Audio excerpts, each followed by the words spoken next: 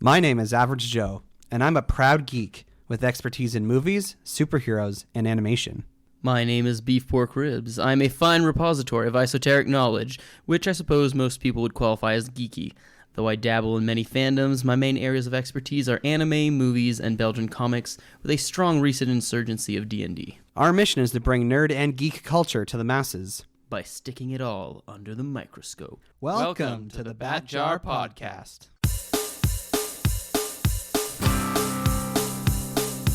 Movies, comics, graphic novels, TV, cartoons, animation, nerds are geeks, entertainment culture. Hear it on the Bat Jar, Nerdy Power.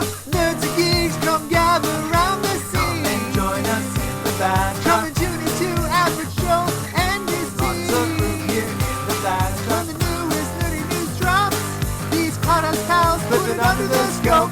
DC, Marvel, Disney, Star Wars, cinematic, multiverses, Mega Christmas, Strangest franchise. Hear it on the Bat Jar, Nerdy Power. Hello there, and welcome to the Bat Jar Podcast, where we put nerd and geek culture under the microscope. In the science room. Because high school. Okay, I was never a fan of science, so I did not spend any more time in the science rooms than I had to. Oh, I mean, I was a fan of science, but not enough to do extracurriculars about it, I guess. I like my science classes because I was good at them, so... Science and I who's the broke up. real nerd here? Yeah, I mean, I've never said I'm a nerd. I've always said I'm a geek. Oh, yeah, that's true. But we are recording today on Halloween. This episode will go out on All Saints Day, so if anyone's celebrating All Saints Day, hopefully you're wearing your saint costumes to work. But it is indeed Halloween while we're recording here. And while Halloween's not my favorite holiday by any stretch of the imagination, I do love dressing up. And I love the experience of giving out candy for kids. And I have a pet peeve about people who give out chips for Halloween. So if anyone listens to this podcast gives out chips for Halloween, just stop it. Stop it now. Chips are the worst. Nobody likes getting chips for Halloween, and they just take up so much space in your bag. I think that's the bigger problem. I don't think it's like I dislike chips. I like chips. But it does really cut into the candy space in your bag. Yeah, so the kids that Or I give pillowcase. candy to, they got the full deal. I bought a box that was Starburst and Skittles. I got a lot more than that and then realized kids were not going to be trick-or-treating, so we got a lot of candy. Nice. Except when I opened the box, it was mostly Starburst. I was like, where are the Skittles? And there was this little voucher that said, we are soury, that we could, I guess they had a shortage on Skittles, especially the sour kind. So they gave me this little coupon that I can go in to redeem to basically get 2 free bags of Skittles. But I like Starburst more than Skittles anyway. So, and I'm now enjoying the leftovers because we didn't get that many trick-or-treaters. Yeah, probably not. Like, I thought, because I'm in an apartment building, I thought that people were going to, like, kids from the apartment were going to go door to door, but apparently not. So for Halloween this year, I was part of a group costume for the first time with a family that I'm friends with. Their kids are super into How to Train Your Dragon. And someone made the comment that I would make a good Stoic the Vast. And I'm like, so he's a big guy with a big beard. Okay, fair enough. So I was a Viking for Halloween this year. And Beeper, based on what I can see, you look like an English gentleman. Or thug, as it turns out. That is exactly what I am. I'm Jasper or Horus. I don't remember which one is which. I don't remember which one is which in any iterations, but I'm one of the 2 thugs from 1001 Dalmatians because Jam, we found a little house coat that had Dalmatian spots on it, which immediately got Mjolnir thinking I could make a little hat wig for my daughter that's half black and half white. And Mjolnir is Patch, the Dalmatian, because there wasn't enough time to do something more elaborate than that for us. Because she's been knitting the hat for the last month and a half. Oh, that's cool. Month and a half. Now, were you guys more in line with the Cruella film or the live action films with Glenn Close, or more like the animated movie? Generally the animated movie, though, I mean, technically, because of the way my facial hair is currently, I guess I'm more like the Cruella movie, because I feel like Horace, he didn't have a mustache, but he had kind of like the chin strap beard kind of thing going, so maybe more like that, or maybe I'm misremembering it. I do remember that in the animated series, they are completely clean shaved. Yeah, I think you're right. I think they might have had mutton chops. Oh, maybe. I could have done that, but then I'd have to shave completely afterwards, and I don't want that. Yeah. So there's my PSA. People, if you give out chips for Halloween, just stop it already. Give people candy. Give apples instead. No. No. I mean, toothbrushes. That's what everyone wants for Halloween is a toothbrush, right? Yeah. A sugar toothbrush you can eat. I also want to affirm you there, Beeper. I've noticed you've found a way to bring your love of D&D campaign creation into your parenting, because you seem to have created a whole storyline around one of the stuffed toys that your daughter has. Oh man, I've only posted 2 of the pictures. I have several other ones. I don't know if it is. I honestly think it might just be that I have, I guess, running 2 D&D campaigns and planning another 2 in case I ever have more players or time on my hand isn't enough of a creative outlet, apparently. No, I took one picture. She's got a little, for context for our listeners, there's a little octopus plushie, and I realized that all the legs are slightly like they bend in a semi-solid way. Like it's not wires inside of them, but I guess it's the way that the fabric is sewn, which means you can wrap the tentacles around things. So I've been wrapping the tentacles of the octopus around different things and creating a narrative around it. It's been good fun. Yeah, I saw one where it was like it had overtaken the mobile above her crib. That's how it started. Oh boy. And it's Taro Tan. That's the name of Taco-tan. Taco-tan. Is that like a reference to takoyaki? Well, taco is taco. The taco and takoyaki is from the word octopus in Japanese. So yes, kind of, but yeah, it's from the same place. Yes. Interesting. Well, let's if you aren't already friends with Beeper on Facebook, you can go and find him where he's posting the ongoing saga of Taco-tan. Yeah. Sounds like a Godzilla villain. Probably. He may become one day if he becomes radioactive. I could just dress up Jam Jam in a Godzilla costume and have her fight him. Who knows? It might happen. At this point, anything is possible. And now I'm eating Starburst. Like a professional podcaster. Which leaves me in the role of having to announce what we're doing today. Although we did announce it last week that we were going to be talking about the My Hero Academia movie. Which I guess for our Secret Origin story, we're going to be doing Secret Origin story about My Hero Academia generally. Yeah, so after seeing the movie, I'm like, this isn't the best movie that My Hero Academia has had. The plot is not really the most important part of it. So I thought maybe we should just talk about the whole series. Okay. Fair enough. But let's just, go into Secret Origin segments for My Hero Academia. So Beeper, when were you first introduced to this series?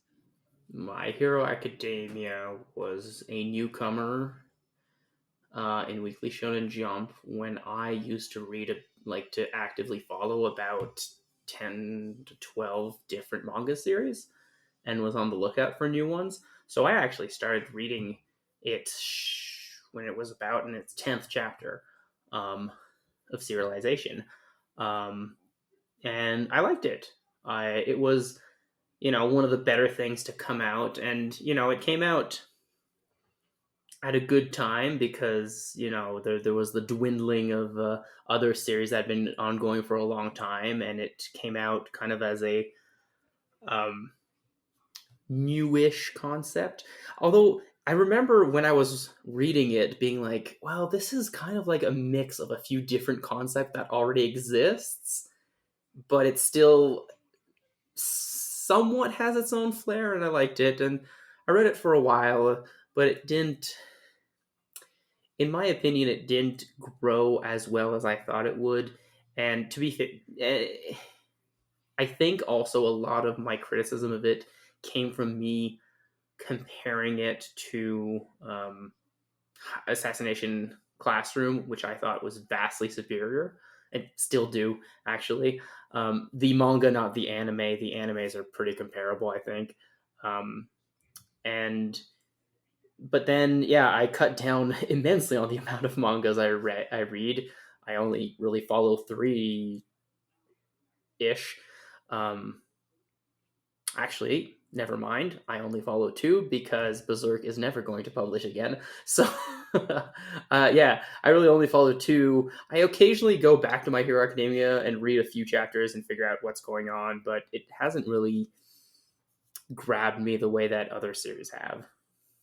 So you actually have read the actual manga for the series. I'm not up to date. It's been about, I think, 2.5 to 3 years since I've been up to date, but I was up to date for a while. Yeah. Okay, interesting. Well, and I never liked it enough to get into the anime. Wow. Okay. I guess I would say my secret origin with My Hero Academia begins in 2005 when Disney released the movie Sky High. Have you seen that movie? Honestly, never. Oh, yes, hated it. What? You hated it? I really don't. Well, hated it might be a little strong. I really don't like that movie, and I don't think it's that great. And I think that if we're going to compare it to My Hero Academia, it's because you're trying to make My Hero Academia look better. Because it really wasn't that. I did not enjoy it. I was like, oh, it was fun, but I don't know. There were a lot of inconsistencies. There were a lot of bad superpowers poorly used. And it didn't click. But then again, a lot of high school movies never clicked with me when I was in high school because they were just so different from my own actual experience of high school that I just couldn't connect with them. And I think that was one of them. Well, why it's part of my secret origin is because that was the first time I'd ever been introduced to this idea of a high school dedicated to becoming a superhero. Like, I know it's not really a thing in Canada, but I know in the United States there are some high schools that are kind of very themed towards certain subjects, whether it's science or drama or arts. You hadn't picked up any X-Men comics up until 2005. Well, X-Men wasn't like, they're not explicitly learning how to become superheroes at Xavier's school. That's just sort of a byproduct of the fact that the school of the teaching. Yeah. So okay. When I saw Sky High, that was where I'm like, wow, that's just a cool idea. A high school dedicated becoming a superhero. And that movie really just leans into tropes of superhero media that existed up until that point. And they just, like, they make jokes about having sidekicks and how, like, there's this class system between heroes and sidekicks. And, I would agree it's not a great movie. I think it's watchable, but it's very shallow in terms of its world building. Like, it gives you kind of the bare bones of the concept. And I think that's, at the time, something that bugged me a lot more than it does now. So Sky High is important because when, by 2016, when the anime version of My Hero Academia was starting, because I don't read manga, so I'm an anime only, consumer of content from Japan.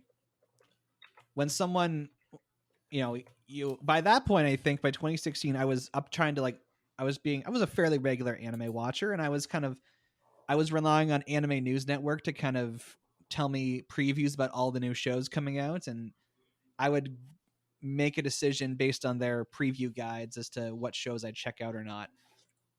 And when, I read the synopsis for My Hero Academia, again, being about a superhero high school, I was immediately intrigued because, of course, I love superhero media, but I was like, oh, like, I've heard of this idea before. That Sky High movie was a thing.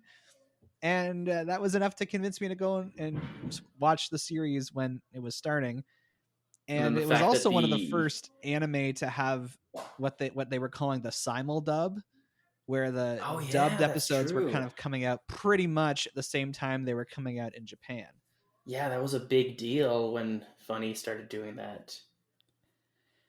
I mean, it still is a big deal that they do that. It's pretty amazing, but yeah, I still had, I think, a Funimation subscription when that started, but I was too busy watching a bunch of series from the 90s. So I started watching the anime pretty much when it started airing in 2016, and I pretty much fell in love with it right away. And I've been following it ever since, in anime form. I haven't started reading it in the comics. So it's been airing kind of sporadically over the past 5 years. It's had 3 movies that have been made and all gotten theatrical releases in America and Canada. And yeah, I love this series. So I appreciate how you're not as in love with it, because that means that our conversation will be more tempered.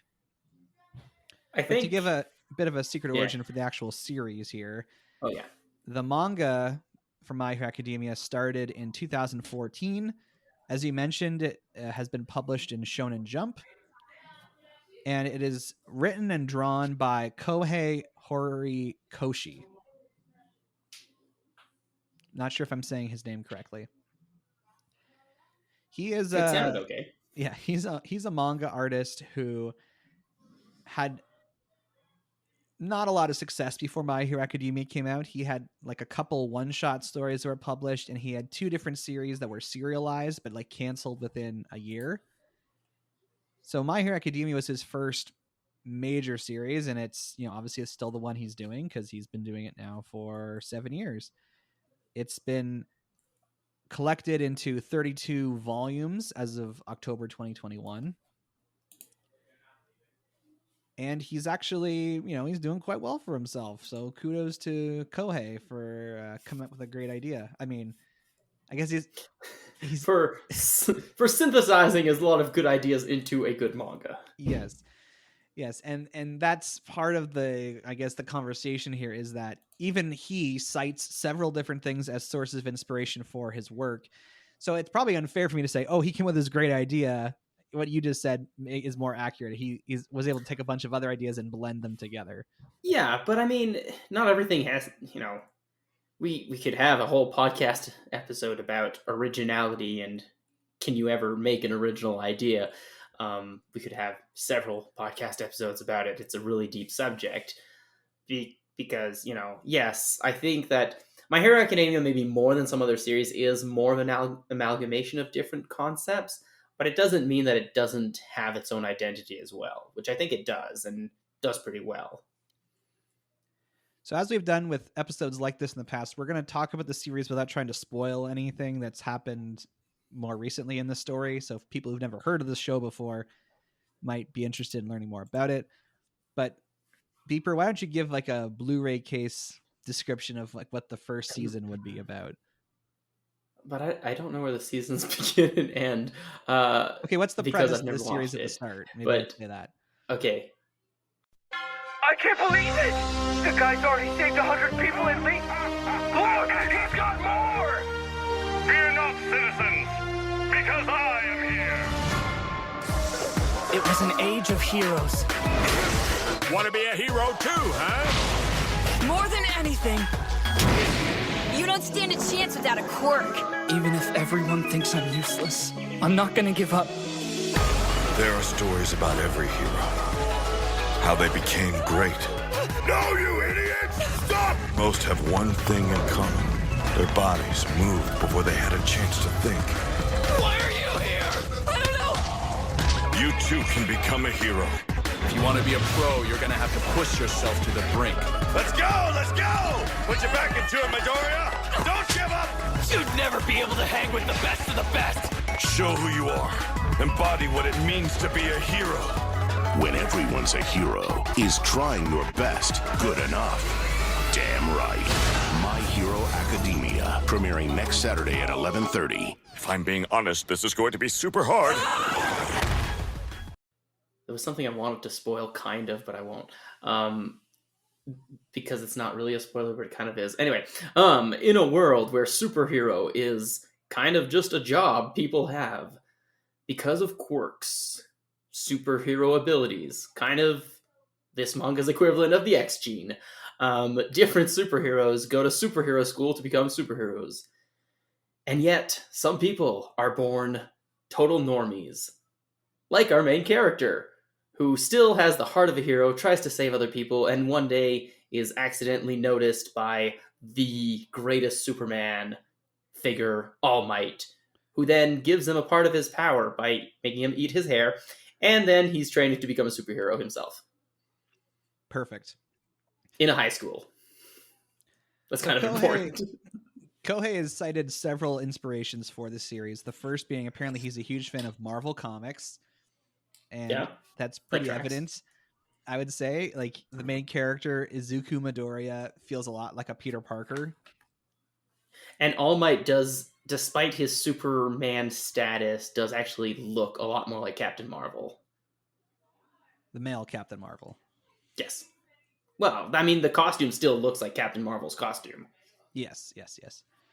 And yes, there is definitely a similarity to the X-Men, as you pointed out, because it's a bunch of teenagers with superpowers who are all in school together. And of nonsensical superpowers, I think, is also, like, you know what I mean? Like, the X-Men have kind of this thing where it's like, anything could be a mutation. And I feel like it's a similar thing in My Hero Academia. It's like, anything could be a quirk. This guy looks like a raven. Why not? You know? Yeah, admittedly, they use the X-Men laziness of, and Stan Lee admitted it was laziness back in the 60s, that it's like, if they're just born a mutant, he doesn't have to come up with an explanation for why they have any certain superpower. I mean, to be fair, it's almost better than some of the explanation they came up for other people. Like, a radioactive spider bit me and changed my DNA. That doesn't make any sense. Sorry, Spider-Man. Yeah, so certainly... it's the Japan has its own kind of culture around what they consider superheroes. Like, there's this whole genre of content called tokusatsu, and we've talked about it on the show before, but basically like what Power Rangers is to us, that is more of the traditional Japanese superhero. Or things like Ultraman, which is also cited as an inspiration for this series. Everything you just said just made the Ginyu Force theme song play in my head. So this is a rarity in manga and anime because it is very much in line with the more North American concept of what a superhero is, or at least it plays with a lot of tropes and concepts you would see in American comics as opposed to manga. Would that be fair to say? Yeah, definitely. And yeah, especially with but it doesn't like Sky High fully go into the sidekick thing, which I think was still interesting that they didn't kind of like. There are like heroes who definitely have a higher status, so I feel like it's actually weirdly the world building is actually more comparable to The Boys than almost anything else I can think of. Or One because Punch it's Man. One Punch Man too, somewhat. Yeah, actually, probably One Punch Man because of where the origin of superheroes, But even One Punch Man, there's a bunch of people, you can become a hero without superpowers just by training a lot. Like, not just as much as Saitama does, but, other things. Whereas, I feel like, and again, The Boys has that kind of, something makes you a superhero and you get some kind of superpower. He's also, Kohei has also cited Naruto and the art style of the Naruto artist, whose name I don't remember. Masashi Kishimoto. Thank you. As a huge inspiration. And having not read or watched any Naruto content, I'm told that the main characters Deku and Bakugo are basically just green Naruto and orange Sasuke. I would disagree somewhat. I think that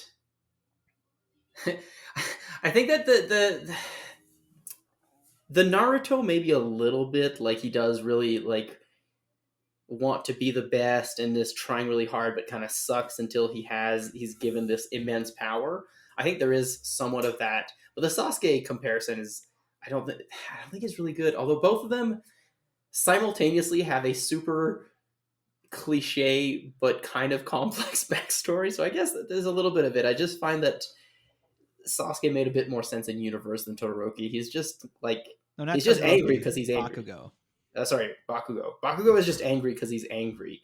At least Sasuke was emo for a good reason. Right. And isn't part of the Naruto story is they're going to ninja school or something? Yeah, but Naruto abandons that pretty quickly, which, is probably good because of the direction the story was going, but they definitely could have spent more time like being ninjas and training. But the thing is that in Naruto, you go to ninja school until you become the lowest rung of a ninja, and then you kind of get field experience. Whereas like, which happens when you're about the age that you would start going to a high school. And then My Hero Academia, that's when they start their training. So the age difference is what kind of changes the context. Although I can see inspiration like from the Chunin exam, which is like the way to become the lowest rung is very ninja is very much like similar to like the school festivals or like the big it's a tournament arc that Yeah. that happens in My Hero Academia. And apparently he also cites One Piece as an inspiration, and I assume that probably has something to do with like the large world and the very diverse characters. Or just long form storytelling, I think, maybe, because to its credit, My Hero Academia has managed to have a decent through line that kind of makes sense. Although I don't think I'd compare it to One Piece per se. I think it's more similar to history's strongest disciple, Kenichi, if you've ever I've heard seen a bit of about that, yeah. Yeah.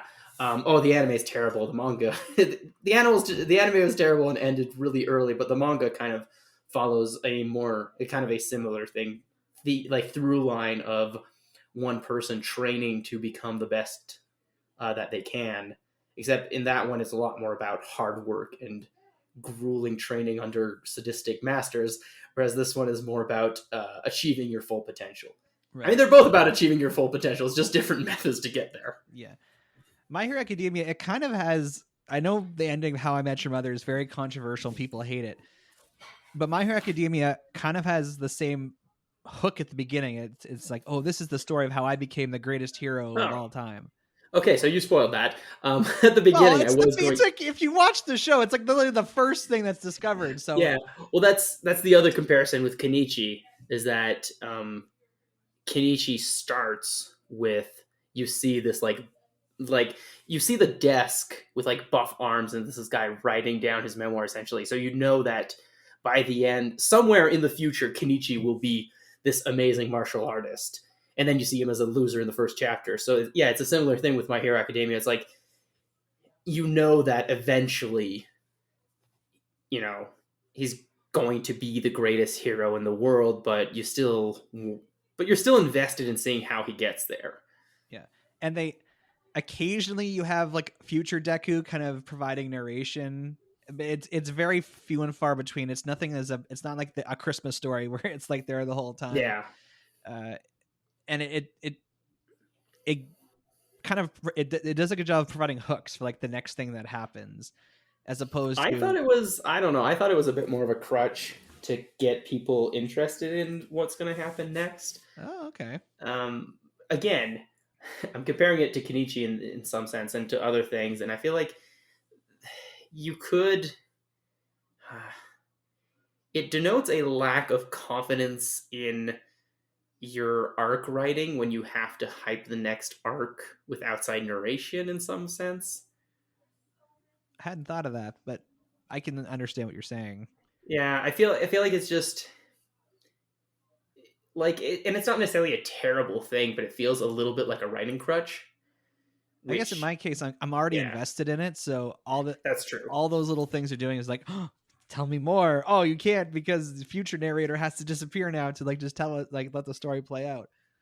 Yeah, that's true. And they don't do the stupid thing that How I Met Your Mother started doing, where they throw in things that were going to pay off in a few seasons, which, yeah, that was pretty annoying. And it's a great hook because, you know, it's like, this is the story how he became the greatest hero of all time. And then you meet him and he's like this wimpy guy who has no powers. And it seems like, how this is our starting point. How is this guy going to become the greatest hero? Yeah. But I do think that that's a much more common trope in Japan, because you do kind of get that, like, not all series, but like Naruto kind of had that thing. And like, Kenichi has that thing.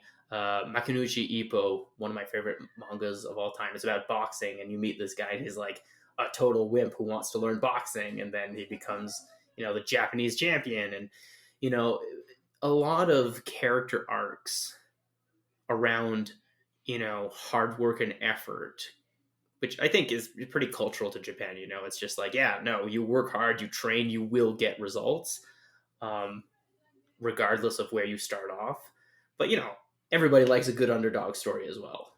I mean, people would say that's the American dream too. Yeah, but I can't, there is like there this are fewer, kind of... it's not as much. The thing is, like, the American dream and kind of the North American equivalent of that is less about I can do anything if I set my mind to it. It's more about there is a way for everybody to become somebody. Okay.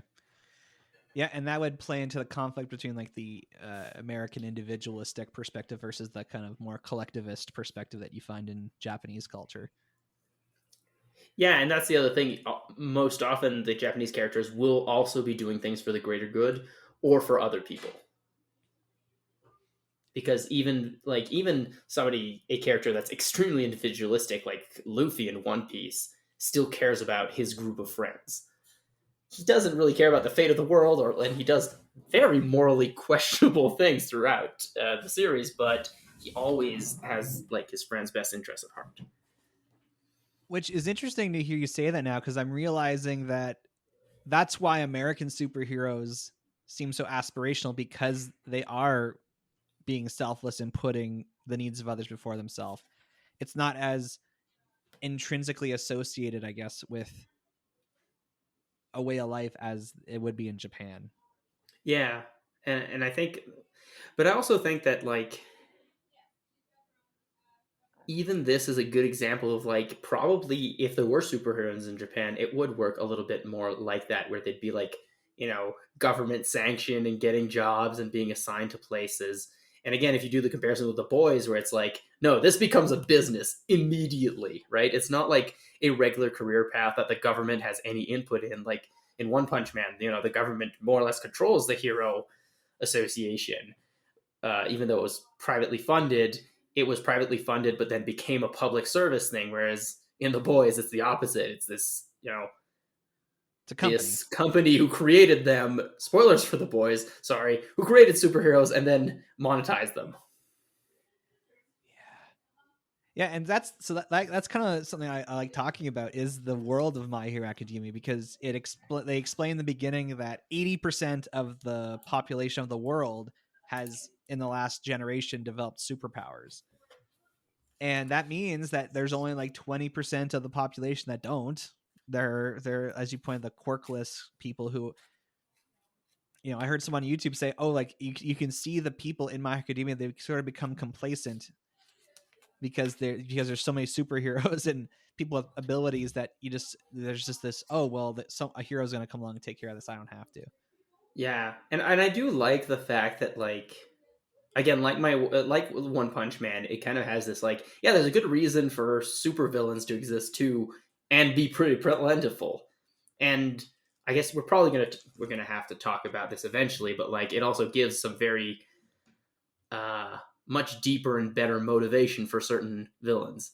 Oh yes, yeah. Or is he an anti-hero? It's a good question. But it's interesting again, because if you think of you think of DC Comics, most of the superheroes in the world of DC are vigilantes, right? They operate outside gods of the among law. men. They're what? Gods among men. Well, that's kind of like, yeah. But yes, you're right. They are pretty, very independent, and I mean, a lot of conflicts in the DC universe are about the government trying to interfere with them. Right, and then that'd be the same for Marvel too. But yeah, but in Marvel it sometimes works. In DC it never does. By and large, American created superheroes, whether it's Marvel, DC, Image, whatever, they are vigilantes who work on their own. They might collaborate with law enforcement, and law enforcement are willing to kind of turn a blind eye in most cases to the fact that there are these people committing crimes for the sake of the, better for the common good, or blah, blah, blah. Whereas in these series created by Japan that try to portray American style superheroes, like One Punch Man, like My Hero Academia, or even the short-lived anime that I saw, Tiger and Bunny, it does portray, it's like in order for the government and the world, or the country, I should say, to be okay with you being a superhero, you have to be licensed as if you're like a tradesperson. Yeah. You have to work for either the government or a company or an agency sponsored or, approved by the government. And I think it goes even beyond superhero, because like if you think about, I mean, Naruto, every nation, like every ninja village works for the nation in which the village is and takes jobs that are government run and like to a certain degree answer to governmental authority. And like Bleach is weird, but also does basically have the people with superpowers do answer to a government of some kind. And it just seems odd to me because the whole point of like the reason why Superman doesn't just work for the police is because he can do things that the rest of the police can't. Like he can fight aliens and stuff that the police can't. The reason why Batman doesn't work for the police is because, he lives in a city with a very corrupt police department and he wouldn't be able to get things done. But seemingly, at least the way it's portrayed in My Hero Academia, most people working in policing and government are on the up and up. So there really is no reason for superheroes to exist if you think of it that way. Like there's no reason for them to be wearing elaborate costumes and have code names. They could easily just be police officers, who just use their powers for the sake of, doing their thing. Yeah, but I do think that like it is somewhat addressed in My Hero Academia, less so in One Punch Man, I think. Well, similarly, like that it's more a branding thing than protecting your secret identity. Because you do have a lot of heroes who are just heroes all the time in both of those things and don't really care that people know who they are or where they live, right? It definitely, I think the secret identity is more like a remnant of the source material more than an actual plot point in them. And it does feel like, because I just think of it like in the first chapter of My Hero Academia, when there's trouble, there's these like two heroes and they make a big point of like flashily showing their powers and saying their name so that people recognize who's done this. Yeah, I don't think there's really... In our episode we did a long time ago on secret identities, we did talk about how with All Might, they find a way to have a secret identity for him. That works pretty well. It's the better way to do Clark Kent. But generally, the heroes in the world of My Hero Academia don't have secret identities. Everyone knows who everyone is in terms of... and that's the other thing weird. Some of these costumes have masks. It's like, what's the point of wearing a mask if you're not trying to keep your identity secret? It's just... Or what's the point of wearing a mask when your hair is literally on fire all the time anyways? Yeah. Endeavor is a weird choice to wear a mask. So yeah, this idea that it's a world where most people have superpowers. Now, granted, some of these superpowers are very, let's say, not conducive to superhero work. Yeah, but I think that's also kind of necessary, because that is very much what creates the need for superhero, is the fact that you can just as easily be a supervillain. Like, rather than police incompetency or anything like that, it's just because there are people who are trying to do terrible things. And yes, a police officer with superpowers could still just be a police officer, but again, there's a lot more drama and more of a kind of like bravado to fighting somebody's power. Like, you're this ice guy, well, I'm gonna wear a big ice cubes on me, I explode, well, I'm gonna put 2 massive hand grenades on my hands and explode from them, and then it's a lot more cinematic. Yeah, and perhaps neither of us are caught up on the manga, so perhaps they have introduced some police officers who have quirks that are using them for just their... I feel like they do in the manga, because one of the the class that is part of the main cast's brother is a police officer. Right. Yes. and he has a quirk as well. Yeah. That's not really a spoiler because it's not plot relevant. Right. But again, it's the world that this guy has come up with seems very interesting, because if you ignore all of that, then you have this whole idea that in order to become a superhero in this world, you have to be licensed and you have to be part of an agency. And it feels like you're an actor or an athlete in our world, because realistically, most actors or most athletes will not get anywhere in their careers unless they're represented by an agent who can broker deals for them to get them contracts. And this feeds into this Japanese model of success to say what kind of jobs are available to you are based on what university you went to. And what university you go to in terms of the prestige is based on what kind of high school you graduated from. And the prestige of the high school you get into is based on what kind of middle school you get into. And there's like entrance exams for all these things. So the fact that they've created this culture within the world of My Hero Academia, that you have this superhero high school, and it seems like there's multiple hero high schools. I guess not just the one that our main cast goes to. There's at least 2 other ones they mention by name. The fact that there are multiple high schools you can go to receive training to become a superhero, and that the I guess recommendation from your school will get you a job with an agency afterwards. I don't think there's any like colleges or universities for superheroing. It sounds like this is the kind of, you just go straight out of high school into the workforce. Yeah, because they even start like apprenticeships when they are in high school. Like it's part of their training. So I think it's interesting. I had not thought of that, but it's true. You don't really have superhero university, but you do have superheroes who might aspire to it to get a different job, like not just a hero job. I don't know. I feel like there is also like there are also like superheroes whose power, let's be honest, is more conducive to a different job, and I feel like they'd still probably want to go through a prestigious superhero academy because they'd have more of a chance to do well there than in an academic university. But I feel like the prestige would still carry over to bring you to a university you wanted to. Yeah, it's a weird feeling because on one hand you think of like Spider-Man. Okay, he receives 0 training on how to be a superhero. He just sort of gets the costume and starts doing it. And there's something really earnest about that, you know, that he's just trying. And yeah, he doesn't really know what he's doing, but he's figuring out as he goes along. If you think about him living in the world of My Hero Academia, he wouldn't be able to be a superhero. He'd have to he'd have to finish high school before he could go off and be Spider-Man on his own.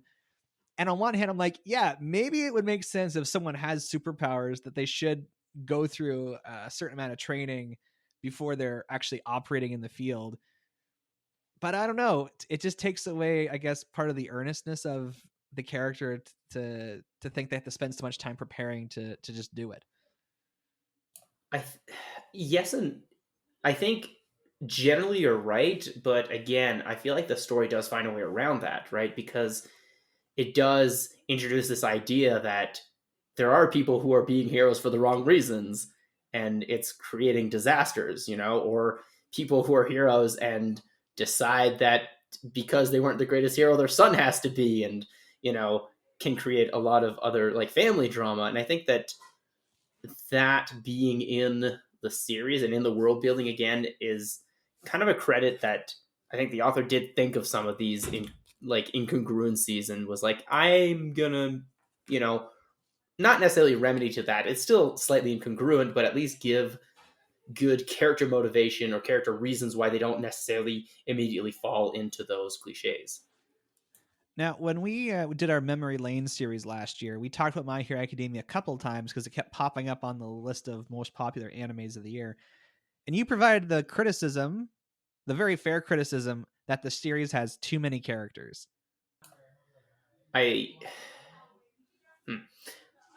Yes, but I think it's also it dismisses too many of its characters. Like, it's possible to have a large cast in which you, I don't know. I think it's like it's the Bleach problem where like Tikubo was amazing at character design, And so he made a lot of cool characters, but a lot of them just amounted to nothing in the story, and they felt like wasted space. And I feel like that's a little bit, because, like, again, subgenre of manga, you have high school mangas, there's almost always going to be, the class. It's not going to be the main character, it's going to be the main class. And within the main class, you have the main character and a few other people, right? And I think My Hero Academia does that, but then even within the group class, they don't give enough personality, and when they try, it either feels unearned or feels like, oh look, they're gonna do something with this character because he's finally getting some development, and then it just feels a little shoehorned. And I think that, yeah, if you were to focus around maybe 4 characters, and the rest of them could be background characters, and they could have their ups and downs and coming in and out, it might work, because there are other, like, high school mangas that do that. Or even if you're going to specifically give a character their character arc, do it separately and do it one by one, and then have the rest of them kind of bring it back together, kind of the way that Assassination's Classroom does. But the way that I feel like it's just the way it's handled is wrong, because it is possible to do it, but they kind of just, they didn't seem to have like a plan on how to really make these characters pop. Yeah, because they all have very, like you said, unique character designs. Like, I would say Kohei is also good at designing characters, but at a certain point, you can only share the attention with so many people. Like, there's only so many characters that can have the focus. And at one point early on in the series, it seems like they're really pitching this dynamic of the main character Deku, this guy named Ida who has super speed, and this girl named Uraraka. They kind of like frame a lot of content around the 3 of them, and it's like, okay, this is our main triad, this is our Harry, Hermione, and Ron. But that gets at least based on the content I've seen, so I've seen the first 113 episodes of the anime, that dynamic kind of gets split right, like, pretty early on, and it starts in the first school competition. Yeah, it's suddenly different people. Yeah, and so they start focusing on like small groups, like 4 or 5 of them at a time. And that is something that did happen in Naruto during the Chunin exam. But then the rest of the series focused on the ones that were more important, and the rest of them got relegated. And I feel like My Hero Academia just doesn't drop the characters when it should. Yeah, I guess it doesn't balance its cast very well. Like, there's certain characters in their class who are basically a joke. Like, they're like a one-note joke. Like, there's a character, he in the English dub, he's given a French accent because I think he's supposed to come across as being sophisticated. And his superpower is that he shoots an energy beam out of his belly button. It's a pretty dumb power, and he's like, he's never like the focus of everything, but he occasionally shows up. There's literally a girl who's invisible, and you think there'd be a lot of fun things she could do with an invisible character, but she hardly ever does anything. I especially feel bad. There's one character, his name is Coda, and he can talk to animals. You almost forget he's in the show most of the time because they never really make him the focus. But they spend enough time on him that you know who he is and you remember him. And I think that's where the problem is. Like, if they were a one chapter joke character that never came back, it wouldn't be as weird, but they're still there in the background, they're still doing things. And it also sometimes has that like feeling, in Dragon Ball Z when Chaozu and Tien are just watching things and commenting because it's like, hey, remember, we still exist, even though we're completely irrelevant and won't do anything, we're still there. Yeah. And the problem is, because they're stuck in a setting where these characters are always going to be there because they're still in the school, it's kind of hard to forget that they're there. Yeah, so that would be, and I would agree with you. That's the biggest criticism of this series. And I think I remember it was in season 4 when they were fighting Overhaul. Bakugo and Todoroki and a bunch of their class are like gone for like 13 episodes because the whole story is focused on a specific event that only involves like 5 or 6 of the students from the class. So I was like, oh yeah, like there's all these other characters that would, are probably doing something else right now. But what I will give My Hero Academia credit for, it seems to have a lot of good timing. Because as you point out earlier, the manga debuted at a time when all the big three shonen manga were kind of, on their way out the door. Is that to its credit, or is it just lucky? No, I'm saying it's Okay. the show has benefited from good timing. Right. Like it came out 2014. Bleach was done by then, right? Or it's either done or on its way out. And like Naruto people was... knew it was the last arc. Yeah. Same thing with Naruto. Like you could see the end.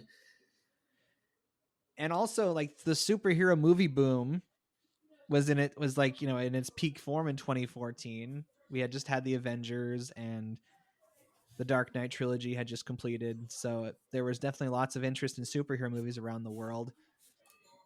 And the rise of nerd culture and the rise of anime fandom in the West. Like, all the chemical agents were there. Yeah, there was definitely a perfect storm that helped. I don't think, like... And it's one of those, I don't think it's the only reason My Hero Academia did well. Like, I'll give it credit. It is, I think, the best new series to come out. But it also did benefit from that, because I think there were a few series that came out, like, in the 5 years before it, which I think are definitely objectively better series, but they were competing with Bleach, One Piece, and Naruto, and so kind of never got the same hype and the same kind of build up, and therefore were canceled or kind of just went downhill. Whereas, like, I'm not saying it would have been canceled if it would have come out earlier, but it might have. Like, you and I both know enough about the manga industry to know it is a cutthroat business. And so, even though it is a good series, it did definitely, yeah, you're right. Like, there was a perfect storm brewing for it, and it landed in the right place. But also, I don't think it was on purpose either. Like, it wasn't like the author was like reading the market and seeing what's going to be the next big thing. I think it was kind of a happy coincidence. Right. Well, and even the anime, like when the anime debuted in 2016, it was done by Studio Bones.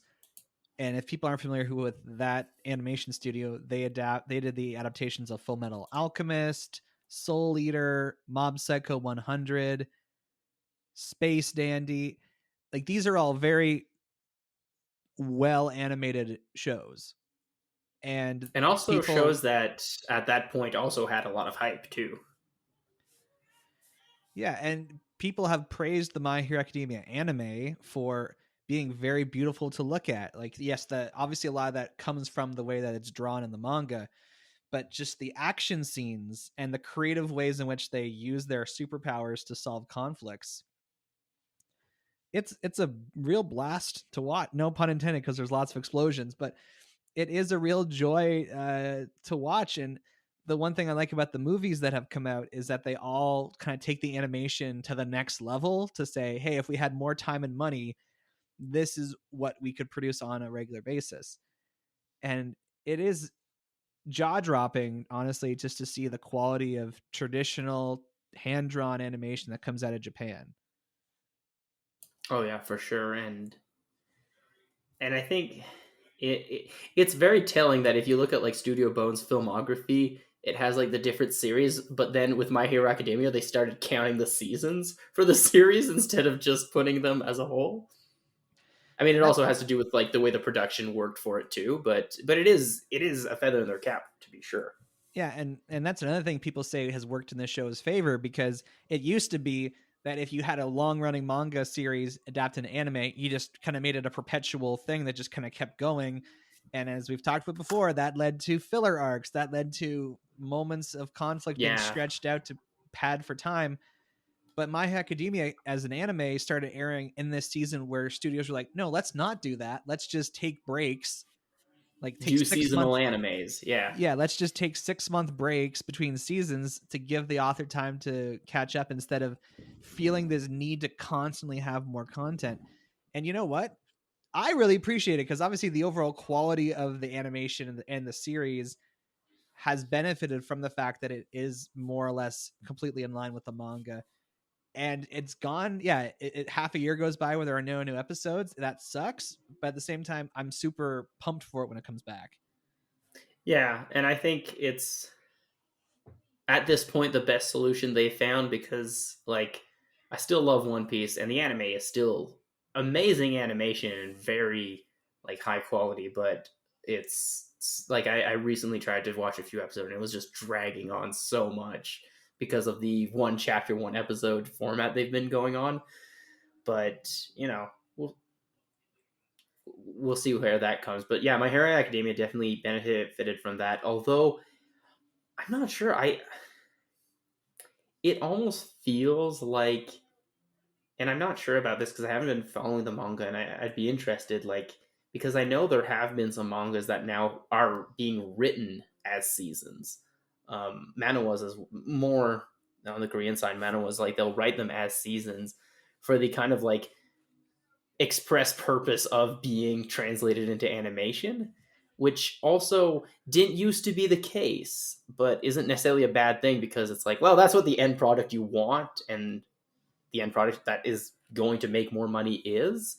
So it makes sense, but it is also kind of strange that it does kind of move the direction. And I do think that it is one thing, like My Hero Academia is like, because of the timing, yes, but also like it is the first of kind of this new generation, and it is doing a pretty good job of like paving the way and like being a trailblazer. Like it hasn't, it hasn't flopped, whereas a lot of other series, even some by, very experienced authors, have flopped recently, and partially because they didn't really adapt to the way that the business is working now. And we've already talked about this a bit, but just the way that this world is constructed and the way that they've kind of set up the culture and the structures is it does lead to a lot of interesting motivations for both heroes and villains. Reasons why someone becomes a hero are varied in this universe. Reasons people become a villain are varied. And, like there's one character who's called Stain. He has a very reasonable, even though he's a murderer, he has a very reasonable motivation for why he does what he does. Yeah, and he is, I think a lot of people point this out, like his presence, I don't think in the manga as well, but definitely in the anime, is when people started to realize that the world building had purpose. Because before that, it was a little bit more kind of like, this is just how it is, and presenting it. And he really kind of, his character kind of single handedly reoriented the entire series without changing its direction, if that makes sense. Like he recontextualized everything that was happening and made people realize, oh yeah, no, there is a problem here. And it also made the tension between the main group of villains and the rest of the heroes make a lot more sense. And yeah, no, and like you said, started giving a lot more depth of character to the main cast, but also kind of peripheral people. And I mean, I think he's one of the main reasons why, like, beyond the whole people love a good villain, a lot of people really like the villains of My Hero Academia, and probably more so than most of the heroes. Yeah, in fact, while I was trick-or-treating tonight, there was a girl dressed as Toga, one of the villains from My Hero Academia. I didn't see anyone dressed as any of the heroes, but I saw someone dressed as one of the villains. And it's funny we bring this up because the most recent season of the show just ended, and it included several episodes going into the backstories of the villains, and they're varied and very sympathetic, and especially with Shigaraki, who's supposed to be presented as like the leader of the group of villains. Once you dig into his backstory, you're like, oh, this is heartbreaking. And it involves, without spoiling too much, it involves a superhero who, due to the nature of their role, neglected their family, and that bred resentment because they weren't around. And I think that's also kind of like maybe where the comparison with One Piece might be. Whereas, like, I think like one thing that Ichiro Oda does exceptionally well, and it's almost mind-boggling how he manages to do it, is to have characters that seem to be kind of off or a little weird have extremely good fleshed out backstory that not only flesh out the characters but also the world.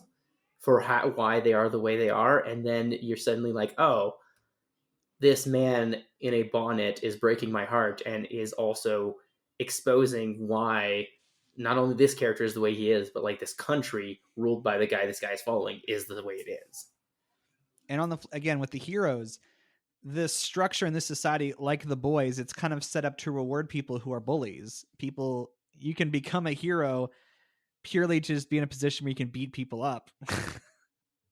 Yeah, and I think that's also something that, but that is something that, again, like you were talking about, like Spider-Man couldn't be Spider-Man, but he could, because he'd still be fighting for the little guy, even in this world where the little guy could be some heroes. I feel like, and that's kind of what the main character does. He's fighting for the little guy because he was one of them, and and I like how there is kind of also a generational aspect to it, which does, again, dig into the world building, but also give a lot of good motivation to both heroes and villains. Yeah, and like the fact that most of these kids go into this superhero high school, they want to be a superhero because they want to give their lives in the service of others. And maybe it's because I'm getting older, but I just love that idealism. I love that enthusiasm and that selflessness. People, a lot of American superheroes become a hero because of a tragedy in their life or because something happened to them, or in Spider-Man's case, because he made a mistake and he's, wanting to, course correct. But, Deku, the main character of MHA, he didn't need to do that. He didn't need to have that happen to him. He just had it within him, the desire to do good, and he's acting on that. And that's, again, something very, like, kind of very commendable, but also kind of in some ways refreshing. Like, it happens for superheroes a lot more than other characters, but also I don't know if you're aware of this thing in Dungeons and Dragons, but like just having a tragic backstory is the easiest way to make a cool character, quite often, and it does end up, getting a little long in the tooth, a little old. That's not exactly the same thing because one's for humans, but anyway, it does start getting a little bit like annoying when it's always like,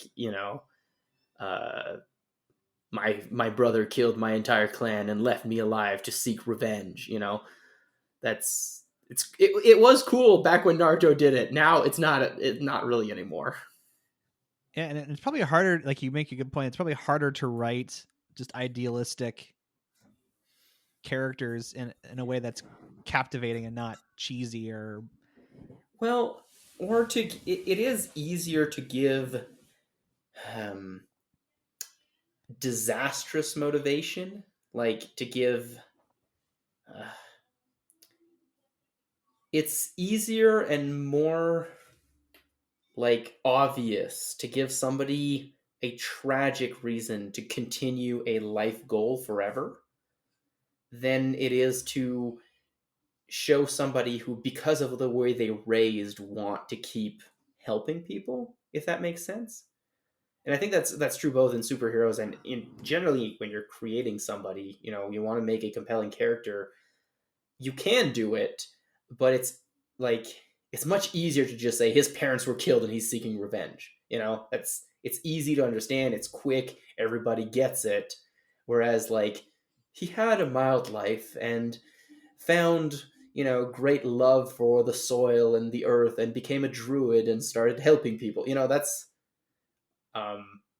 you're like, well, why does he keep doing it if he's helped people? And that's harder to make a more compelling character, which is why I think like the idea of, the main character going from quirkless to the most powerful quirk potentially in the entire world was really interesting and was a good way to kind of still make him a catchy character. So right now in North America, the latest My Hero Academia movie, World Missions Heroes or World Hero Mission, whatever is playing. And I would say it's a terrible way to introduce people to the series because the story is not that strong. what it does well is the animation and the fight choreography. Like, it was impressive to look at, and I would say it's worth watching just for the experience of it. But admittedly, it falls into that trope of this bomb's going off in a minute, but then let's have 10 minutes of fighting still before this bomb has yet to blow up. Like, it has that kind of 5 poor more minutes until this storytelling. planet blows. Yes, it has that problem. For those who don't and know, it's a thing that happened in Dragon Ball Z, where yes, for like 5 episodes they kept saying, it's only going to be 5 minutes till it explodes. Yes, and these movies that they make are usually side stories that don't have anything to do with the main storyline. So they're not essential viewing, but they're ways to help people who aren't already invested in the series to get invested and go back and watch the show. But I would say this is the weakest one of the movies they have. This is the third one, so this is the weakest in terms of just plot and everything. So I'd say watch it if you want to see some pretty animation, but don't watch that movie first as your gateway into My Hero Academia, because you'll walk away assuming, oh, My Hero Academia is a poorly written story and it's all about just the fighting, which is not true of the actual series. Yeah, it's well written. It's good. You guys should potentially check it out if you have time for anime in your life. Yeah, so if you want to read the manga, you can get a subscription to the virtual Shonen Jump, or you can buy the actual manga, which is like selling well in the US, so that's nice. The anime is licensed by Funimation, but you can also watch the Japanese version on Crunchyroll. So there's lots of ways to access it. And if you want to go check out the movie, it's playing for like another week in theaters. If you want to reach the show, you can send us an email at batjarpodcast@gmail.com. Or you can tweet us at The Bat Cookie Jar. You can find the Bat Jar Podcast wherever you listen to podcasts, including YouTube, because we got a channel. Share our posts on Facebook, write reviews, give our shows a rating. This will help all people join us inside the Bat Jar, and we appreciate it dearly. So next week, Eternals, the next MCU movie, is coming out, and it's getting some interesting attention on the internet because, I mean, look, Rotten Tomatoes is not the be-all, end-all of if a movie's going to be good or not. And my relationship with Rotten Tomatoes is very funny because if it says something good about a movie I'm interested in, then I'll be like, Rotten Tomatoes says it's good. But if it says something bad about a movie I'm interested, I'm like, oh, it's Rotten Tomatoes. Like, it's a flawed system. Like, you shouldn't pay any attention to it. So the bias is strong with this one. Yeah. So right now it's getting some negative attention because the movie only has 60% from critics on Rotten Tomatoes. And people are saying that's a bad sign because it's now the lowest rated MCU movie of any MCU movie. Yeah, but, Venom happened. Well, Venom's not an MCU movie, right? I know, but the Venom did very, very poorly with the critics and much, much better with the audience. I don't know if it still is at that point, but like when it came out, yeah, the critics were slamming it, but then it got pretty overwhelmingly positive reviews from people who went to see it at the beginning. So you never know. Right. And yeah, like Venom 1 is definitely a case of that where I'm not worried about it making money per se. Because it's an MCU movie, I think it will. I'm just more so if the critics don't like it, it might also be a case of, Oscar follow up to an Oscar winning movie for the director, if I'm not mistaken. That's correct, yes. And so, I don't know. I wouldn't expect an MCU movie to be an Oscar winning movie, just for a lot of reasons. And that's not necessarily a negative thing. And, there's a lot of buzz about whether or not they're real movies or not, but I still think that most people wouldn't expect them to win any Academy Awards unless it's, Black Panther, but there's other reasons. But not to be a Best Director movie. And so maybe that's kind of creating a bias in the critics. Maybe. Hard to tell. I will also say I am not very excited by Eternals personally, so yeah, me neither, to be honest. And I'll go see it next weekend, but let's just say my expectations are low. So if I enjoy it, then that means that it'll have done a good job of surpassing my expectations. So if you're like us, you're going into this movie with the same mentality I went into Dune.